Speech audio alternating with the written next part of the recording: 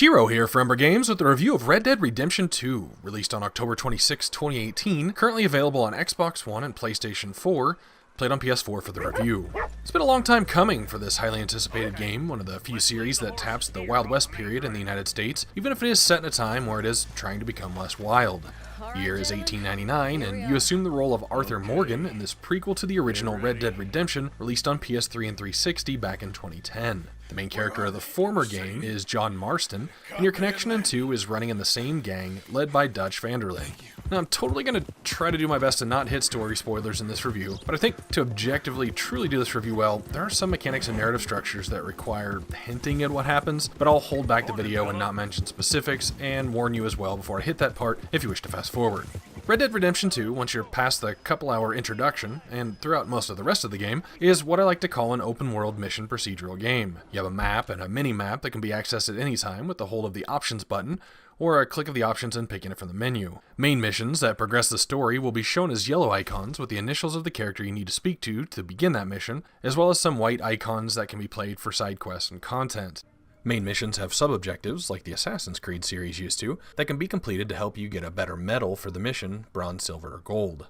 Missions can be replayed anytime from the progress menu, and will show you a list of objectives from there that you need to complete for the gold. While you do have some freedom in choosing which main mission to do next, as often they become available in sets of 2 or 3, all of those have to be completed, coming back to one branch before moving on. You'll often be riding through the roads and a random event will be taking place where, a guy gets bitten by a snake and you can help him by giving him medicine, or you hear someone screaming from a caged wagon being hauled in by the law, and you can help those people out sometimes for a small reward and sometimes honor points. As I mentioned, the intro to the game is a pretty rigid section where you're moving from marker to marker and getting used to the game and its basic functions, and it's presented very cinematically. It is a bit slower paced, but it also kind of sets the tone and the pace for the rest of the game. Once the intro is over and you move to a gang camp, you'll begin the game's gameplay loop, running missions the various gang members come up with to get the big scores, and to help the gang out of the robbing business in hopes of a better life elsewhere, and their subsequent trouble with rival gangs and the law being forced to move their camp. In fact, the game is composed of a handful of chapters, and each chapter, if I recall correctly, was named for the base camp you're in.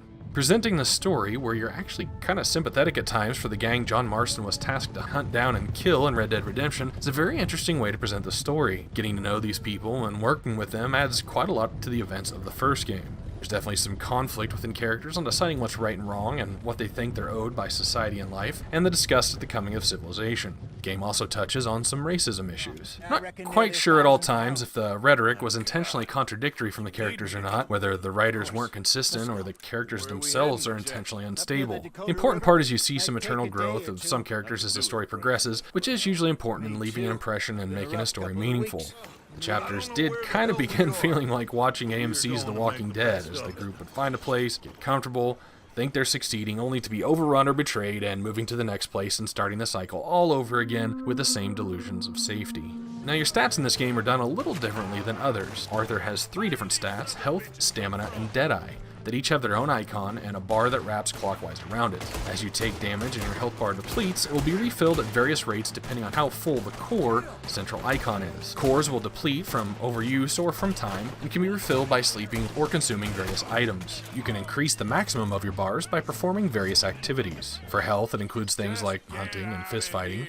Stamina is running or swimming, and Deadeye, it's chores around the camp and shooting things. If you're unfamiliar with the Red Dead Deadeye system, it's basically your character's ability to slow down everything around into slow motion, while you can still move in real time, locking and firing on targets. Attack power increase is done through the game's various firearms. You can purchase new items from the gunsmith in any town, but a majority of the guns aren't available until they're unlocked through campaign progression. There are various pistols, revolvers, rifles, shotguns, and sniper rifles that can be obtained and customized for various looks, which you don't really see while you're playing. Guns get dirty and their stats will decrease unless you keep them maintained with gun oil. Now, obviously, being a Western, a good majority of the game's combat takes place in shootouts. Use the right stick to look around and move your relatively small reticle in the general vicinity of an enemy, and press the aim button to lock onto a target, and then you'll move the right stick up a tiny bit to get that headshot. Don't really have to be able to see your enemy through thick brush, as the aiming will often take care of it for you.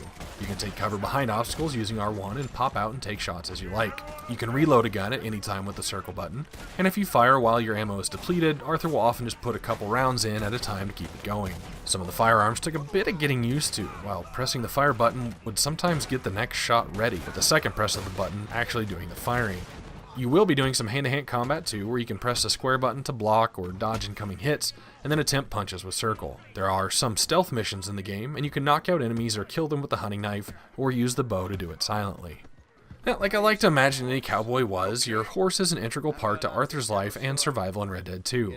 Although in this case, it's horses plural, as you can trap wild ones or buy new ones at the stable a handful at a time. Each horse has a stamina and life stat that functions similarly to Arthur's, requiring food and medicines to replenish, or hitching it to a post while you sleep will regenerate it. One addition your horse adds is that whichever of your animals has your saddle is where your firearms and a few other things are stored. So if you want a specific rifle or pistol, you can use the inventory wheel while you're on it, or stand next to it to equip yourself with the necessary gear. A lot of missions seem to override the two long arms you've chosen for whatever the game thinks you'll need.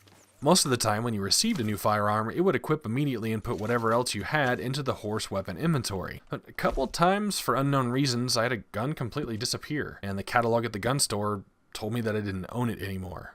Not sure if that's normal or if that's a bug.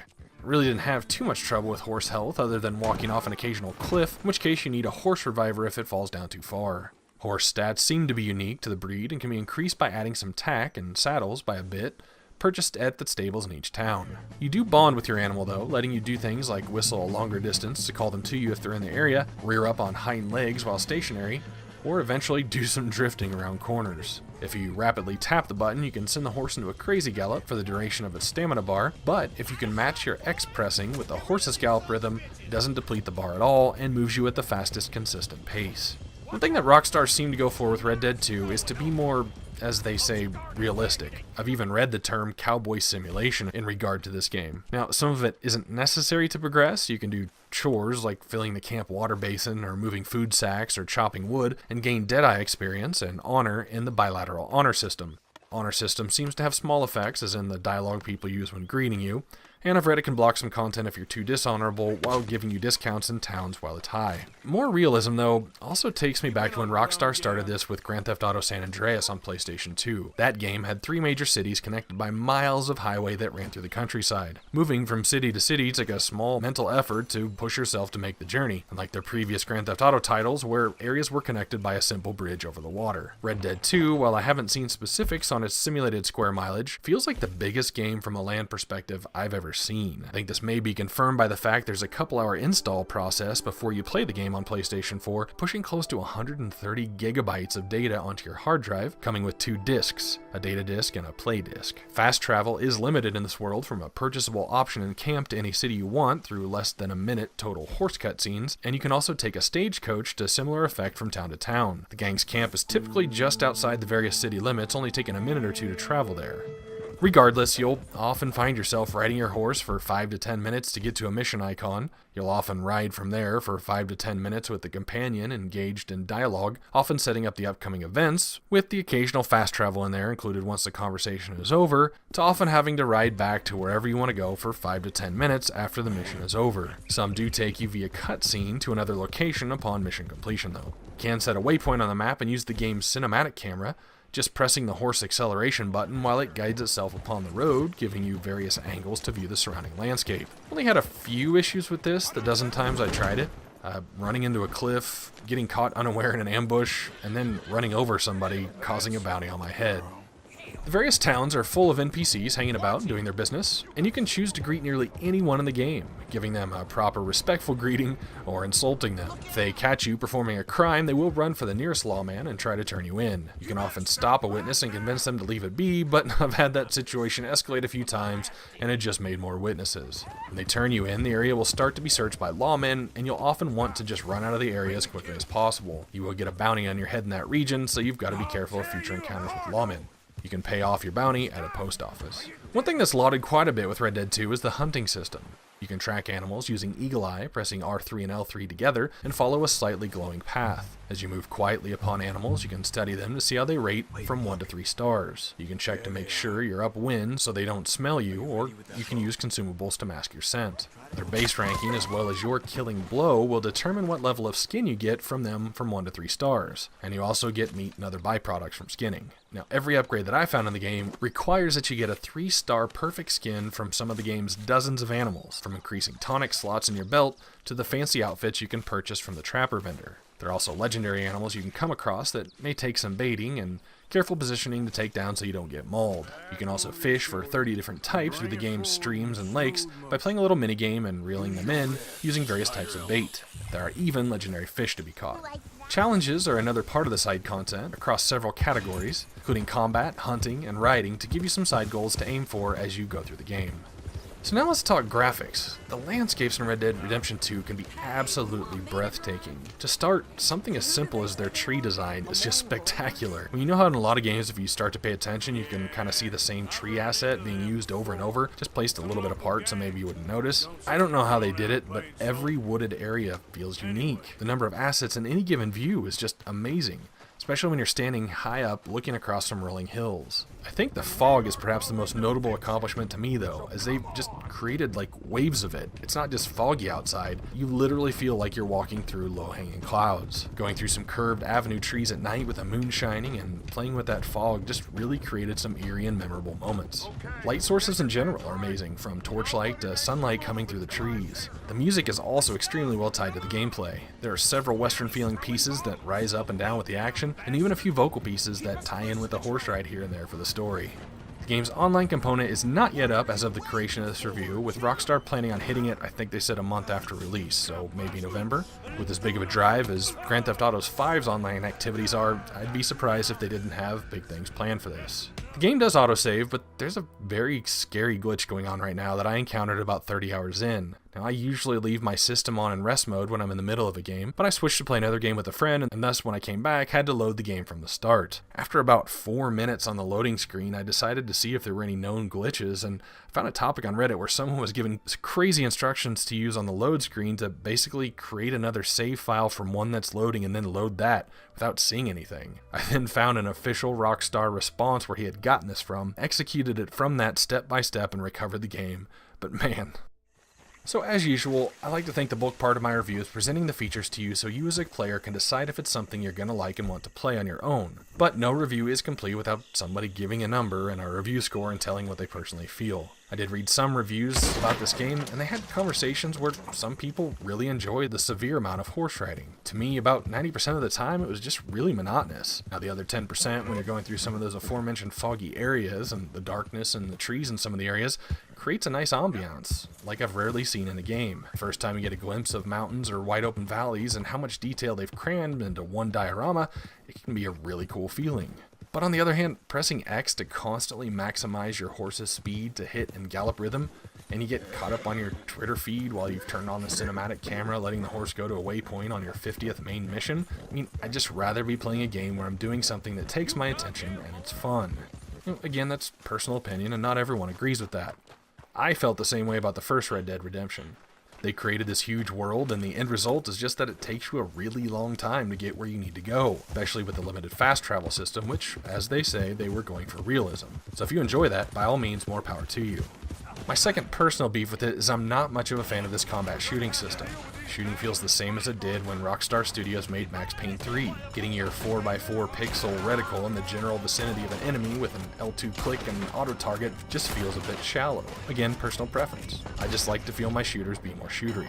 Thirdly, I'd like to have a reason to do quests other than just a completion percentage. I hunted a decent amount for a while when I started the game to get skins and get some money, but I quit after a couple of main missions provided enough cash to buy every upgrade for the camp, every gun that I needed, and had a constant flow of ammo. I didn't need to hijack stagecoaches. I didn't need to rob homesteads. In fact, I barely looted dead enemies because most of the times on main missions, I'd get yelled at by an accompanying NPC for taking too long, or they'd end up getting killed and I'd have to start the mission over.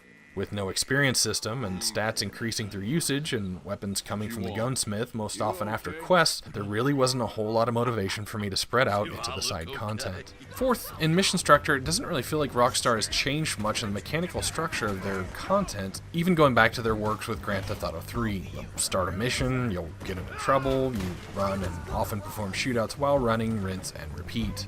Often the running in Red Dead 2 is on rails with someone driving and you providing the fire, using the same L2 aim, right stick bump up, take the headshot. Now, there were 3 or 4 missions that specifically were very badass from setup to the visuals, and a couple of emotional tear-jerking moments, but overall just a lot of repetition. And finally, here's the semi-spoilery part with no details. You play about the last third of the game's 109 or so missions in an epilogue, as a different character. Some of your weapons carry over, none of your horses do, and none of your camp upgrades do. You start it with another set of tutorials, and it really just feels like starting another game, especially with the fact that it's 30 or so missions long. It just really seems like an odd choice. Okay, spoilers over.